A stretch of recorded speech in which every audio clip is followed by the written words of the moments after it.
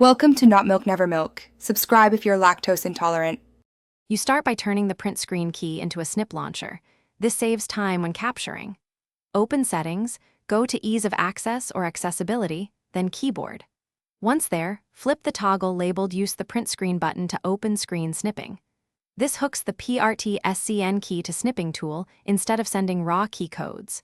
Make sure Snipping Tool is installed and Windows updates are applied, because older builds won't expose this option. Once the toggle is set, open Snipping Tool and inspect its settings to confirm print screen integration is active. The app must accept the hotkey. Next, disable any background utilities like OneDrive, Dropbox, or graphics tools that might intercept PRT-SCN. They often claim the key first. You can also test Win+Shift+S to confirm snipping works.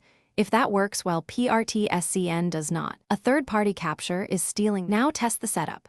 Press the print screen key and you should see the Snip UI or a Snipping Tool notification. Crop and save as usual. If it does not trigger, check for conflicting apps again, update or reinstall the keyboard driver and verify the toggle remains on.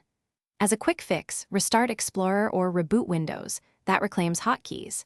If problems persist, disable OneDrive/Dropbox screenshot settings, then re-enable Snipping Tool. This resolves most conflicts quickly.